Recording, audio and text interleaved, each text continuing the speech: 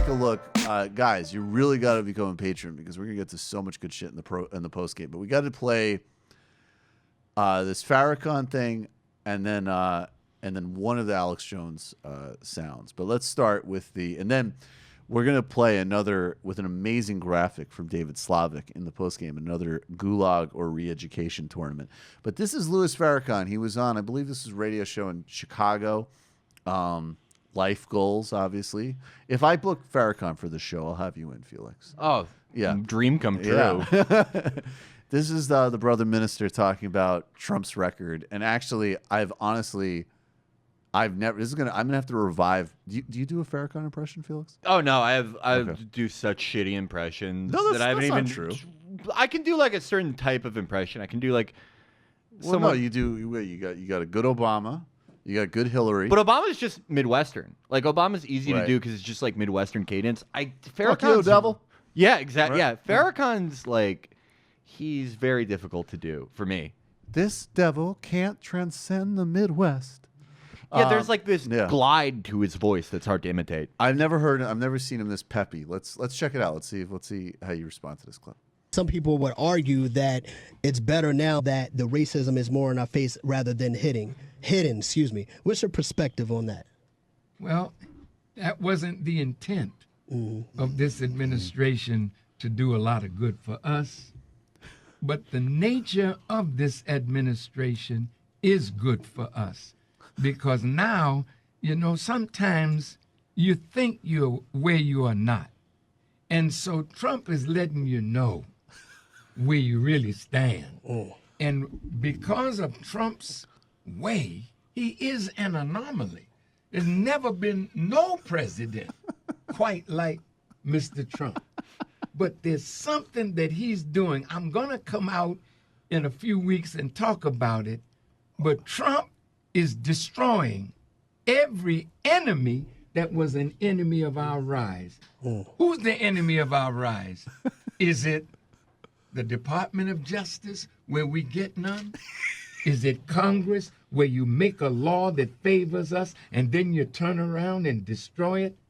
Is it the media that has destroyed every black leader that stood up for us, calling us out of our name? Martin Luther King suffered it. Malcolm suffered it. Du Bois suffered it. Marcus Garvey suffered it. Pause it. Yes, I did want to say Louis Farrakhan should really keep Malcolm X's name out of his fucking mouth. And we can have fun with this clip, but very important point. Word. I mean, I don't know. No one knows if he No, fully he didn't, but he helped like, instigate the environment for sure. Yeah. Well, he's attacking the media, calls it fake news. Well, I don't think everything is fake, but I know, I know very well that we have been the victims of some fake news. Yes. He's beating up the FBI. Go at it, baby. Because they've been beating the hell out of us ever since J. Edgar Hoover and the counterintelligence program of the U.S. government. So go ahead, Mr. Trump. Felix, as I say, major influence on both of us. What do you think? I mean, so I said this the other day, but the thing that like no one ever wants to like own up to this about Farrakhan. Yeah. Not like the people who cynically like bring him up to weaponize him against the left, nor like the people who really like aren't NOI but like kind of ride for him in a way. He's like a conservative. Very he kind of conservative. always has been. He's not a fucking Marco Rubio conservative. He's like a trad conservative. Like he's almost if LaRoche was a bit more consistent, he's like LaRochian. Yep.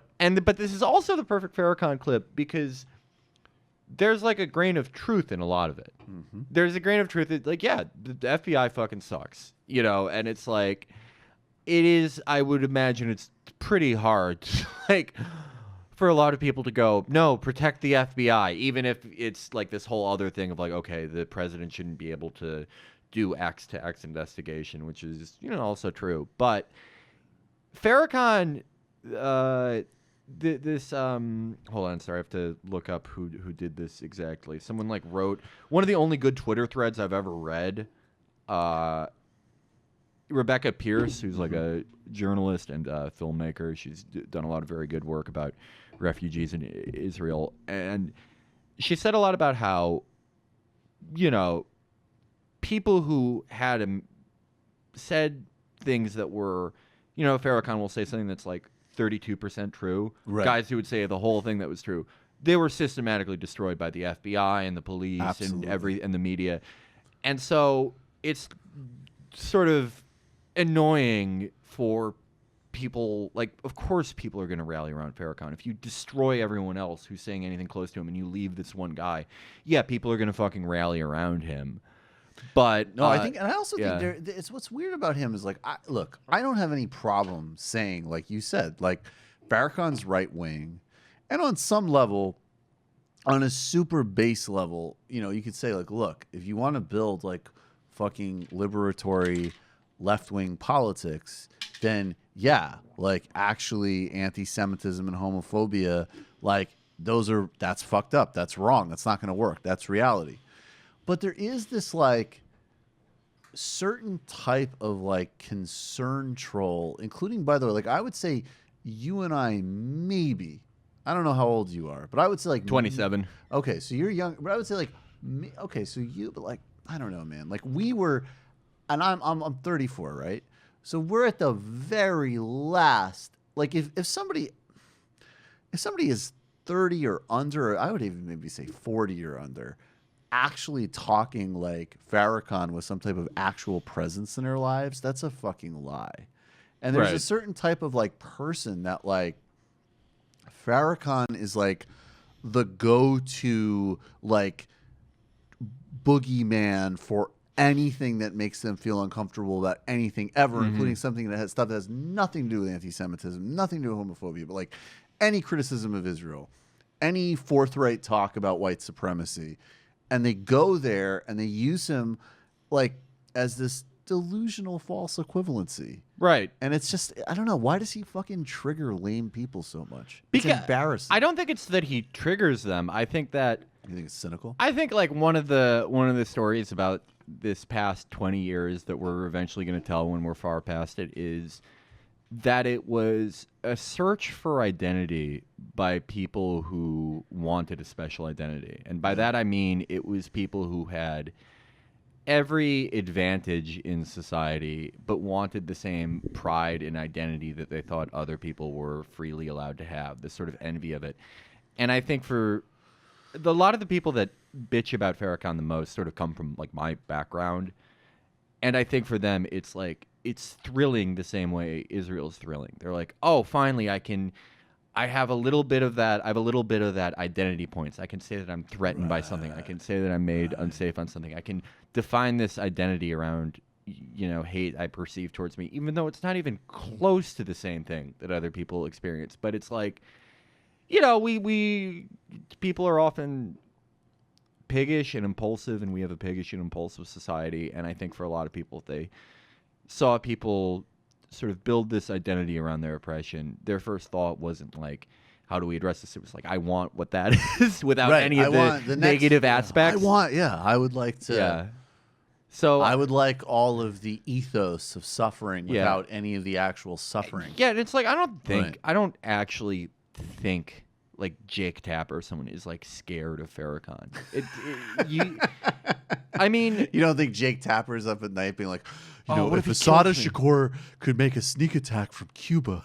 Yeah, they know it's not going to happen, and it's like I think they want Farrakhan to be more of an ideologue than he is, because the truth is he's a scam artist. Right. Farrakhan is a fucking huckster. He got e-meter readings. Yeah, he did Scientology shit. Yeah, and he's like the shit with Trump now. It's like just savvy media operating by him.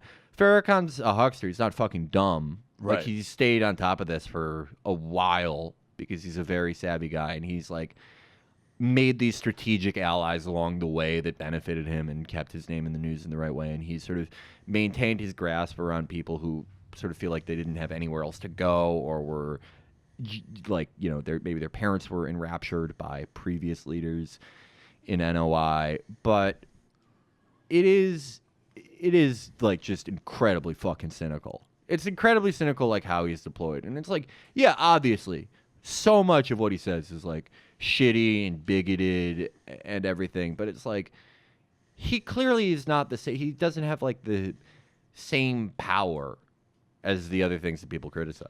It's insane. Yeah. There's no. I mean, listening to two devils are going to talk about the brother minister. I mean, those okay, are the same people that put Buju Banton in jail. but that's the okay, Reverend Wright. They want our music. Well, Reverend Wright was right. He was totally right. Reverend Wright was right about everything. He didn't say anything and never bigoted. said anything racist. And they fucking destroyed He him. talked about U.S. empire and racism at home, which, by the way, is a very legitimate critique that could be leveled at liberal, at liberal favorites like Ta-Nehisi Coates and Michael Eric Dyson, who might be very articulate and important in certain things, but don't connect a global critique. We were talking about this just before the show. Reverend Wright was doing that from a fucking pulpit, and right. And in fact, I remember when I first saw Reverend Wright, I was like, I know that Obama is going to need to like get away from this electorally, but for the first time, I was like, oh, Obama might be a good president. That's an awesome. He's got a good minister. It taught me the opposite thing. I kind of thought, because it was like, one thing you can say for the Clintons, they're like loyal to a fault for people who ride for them, right? That's true. Like Anthony fucking Weiner. Like, how was he like still around their orbit? But it's just like he played by the rules. He didn't betray us. Yeah, Peter Dow. Peter Dow like isn't good at anything. Yeah, and they're like, oh well, he's like loyal, so we'll like just keep him afloat.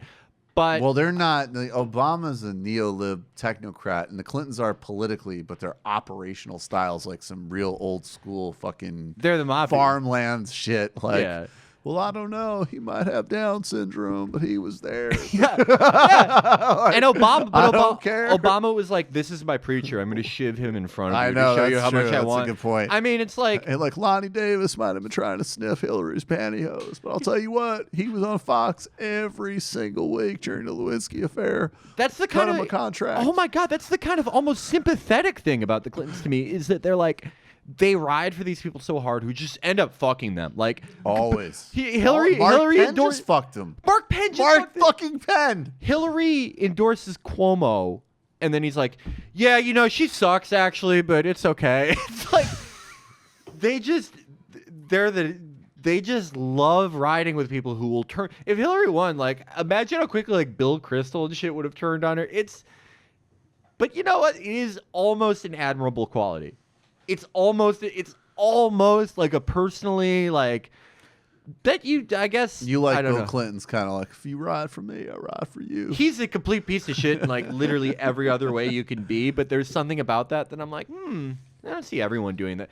Trump's favorite thing to do is to turn on people who've always been loyal to him. Trump literally enjoys it, and then Nunberg, fucking everyone. And then the Obama. guys who got him in the most trouble, he's like, we need to bring back Michael Flynn. Like, it rules.